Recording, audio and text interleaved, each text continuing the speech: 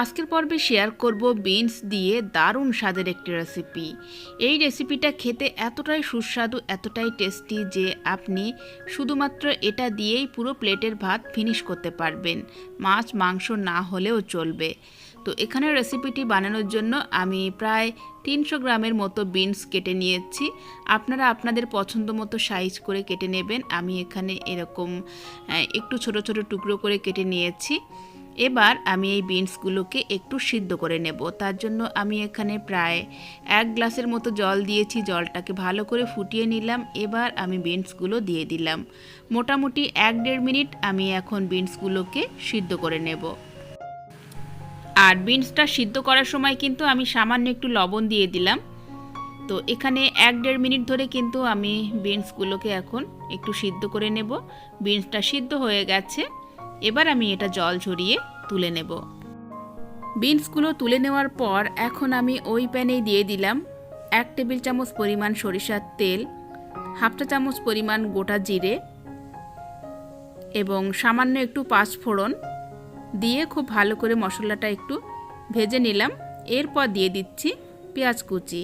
একটা মিডিয়াম সাইজের পেঁয়াজ কুচিয়ে নিয়েছি। এখন পেঁয়াজটাকে 1-1.5 মিনিট ধরে ভালো করে একটু ভেজে নিতে হবে। তো এখানে পেঁয়াজটাকে এভাবে একটু হালকা করে ভেজে নিলাম।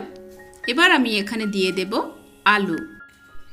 আমি এখানে 2টো মিডিয়াম সাইজের আলুকে এভাবে গোটা গোটা করে কেটে নিয়েছি। এবার পেঁয়াজ আর আলু একসাথে প্রায় 2 থেকে 3 মিনিট ধরে খুব ভালো করে কষিয়ে নিতে হবে। তো এখানে মোটামুটি 1-1.5 মিনিট ধরে আলু আর পেঁয়াজটাকে আমি কষিয়ে নিয়েছি।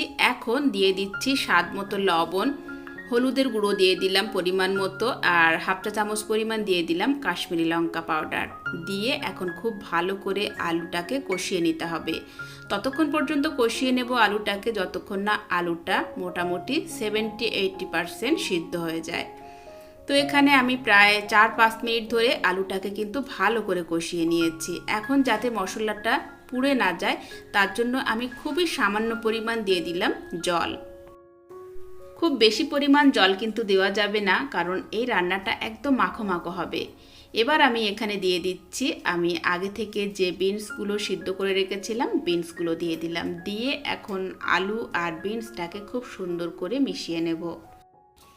এই পর্যায়ে কিন্তু একটু সময় ধরে আলু আর বিনসটাকে এভাবে নাড়াচাড়া করতে হবে। লো টু মিডিয়ামে রেখে জাল করতে হবে। এভাবে জাল করতে করতে আলু আর বিনসটা একদম মাখো মাখো পর্যায়ে চলে আসবে। তো আপনারা অবশ্যই আলু আর বিনস এভাবে একবার রান্না করে দেখবেন। এটা খেতে অনেক সুস্বাদু হয়।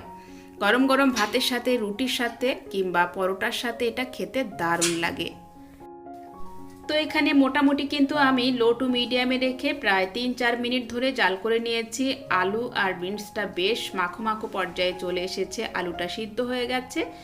এই পর্যায়ে আমি কয়েকটা কাঁচা লঙ্কা দিয়ে দিলাম। দিয়ে আবারও একটু নাড়াচাড়া করে এখন আমি এটা নামিয়ে নেব। তো এবার হচ্ছে গরম গরম পরিবেশনের পালা। অসাধারণ স্বাদের বিনস আর আলুর এই রেসিপিটা আপনারা একবার হলেও ট্রাই করে দেখবেন। আশা করি আজকের এই সহজ রেসিপিটি আপনাদের সবার ভালো লেগেছে। ভালো লাগলে প্লিজ একটি লাইক দিতে ভুলবেন না, শেয়ার করবেন, চ্যানেলটিকে সাবস্ক্রাইব করে রাখবেন। এত সময় সাথে থাকার জন্য অসংখ্য ধন্যবাদ জানিয়ে আজকের পর্ব থেকে বিদায় নিচ্ছি। সবাই ভালো থাকবেন, সুস্থ থাকবেন। ফিরে আসবো আগামী পর্বে নতুন রেসিপি নিয়ে। আল্লাহ।